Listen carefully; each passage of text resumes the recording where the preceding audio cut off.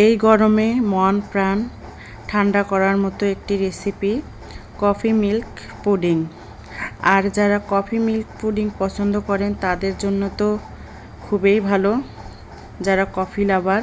আর যারা পছন্দ করেন না তারাও এটা খুবই পছন্দ করবেন, একবার ট্রাই করতে পারেন। আসসালামু আলাইকুম। আজকে আমি আপনাদের তৈরি করে দেখাবো কফি মিল্ক পুডিং। তো আমি প্রথমে একটি পাত্রে পরিমাণ মতো পানি নেব, আর পানিতে দিয়ে দেব 1 চামচ পরিমাণে চিনি।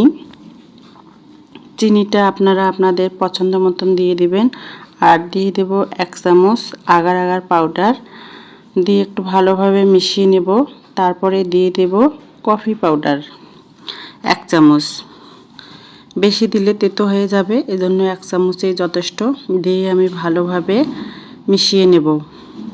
তো এই দেখুন ভালোভাবে মিশিয়ে নিচ্ছি। আর এটা কিন্তু ঠান্ডা অবস্থায় মেশাতে হবে, কারণ গরমে যদি আগার আগার পাউডারটা মেশানো হয় তাহলে কিন্তু দলা পেকে যাওয়ার সম্ভাবনা থাকে।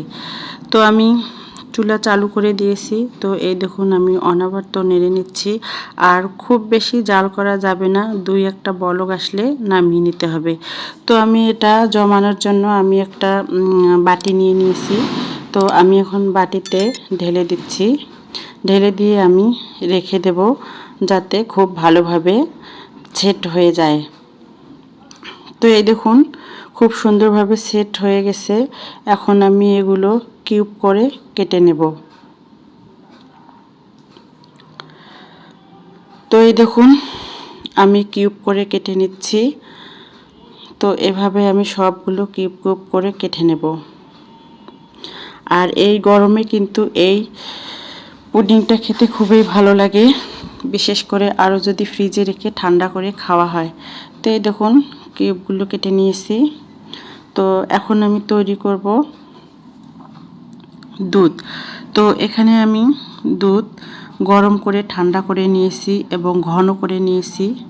এখন আমি দুধের মধ্যে মিশিয়ে দেব আগার আগার পাউডার 1 চামচ, কফি পাউডার, আর দিয়ে দেব চিনি। চিনিটা আমি আমার পছন্দ মতন দিয়ে দিয়েছি, আপনারা আপনাদের পছন্দ মতন দিয়ে দেবেন। তো এখন আমি একটা হ্যান্ড ডিশের সাহায্যে ভালোভাবে মিশিয়ে নেব। আর দিয়ে দেব পরিমাণ মতো গুঁড়ো দুধ। গুঁড়ো দুধটি দিলে দুধটা আরও ঘন হয়ে যাবে। এখন আমি ভালোভাবে মিশিয়ে নিচ্ছি। আর আমি এটাও ঠান্ডাতে সব কিছু মিশ্রণ দিয়ে ভালোভাবে মিশিয়ে নিচ্ছি। তো এই দেখুন বলক চলে এসেছে। এখন আমি নামিয়ে নেব, কারণ খুব বেশি ঘন করা যাবে না, তাহলে কিন্তু এটা জমে যাওয়ার সম্ভাবনা বেশি থাকবে। তো এখন আমি এটাকে সেট করব। তো আমি একটা কাঁচের পাত্র নিয়েছি। এখন আমি কিউব করে কেটে রাখা জেলিগুলো দিয়ে দেব। তো জেলিগুলো দেওয়ার পর আমি দুধের মিশ্রণটি দিয়ে দেব। দুধের মিশ্রণ দেওয়ার পর আমি উপর দিয়ে আবারও একটু কিউব করা জেলি আবারও দিয়ে দেব।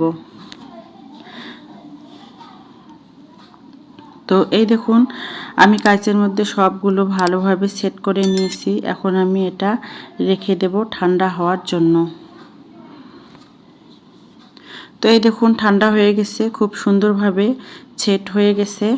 তো এখন আমি এটা একটু ফ্রিজে রেখে ঠান্ডা করে নেব 10-15 মিনিটের জন্য।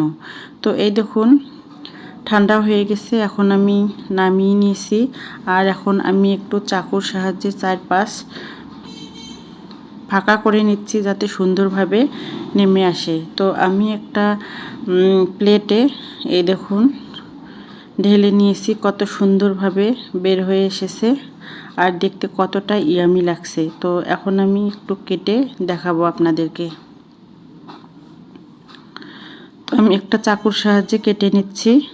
আর দেখুন কত সুন্দর স্মুথ হয়েছে।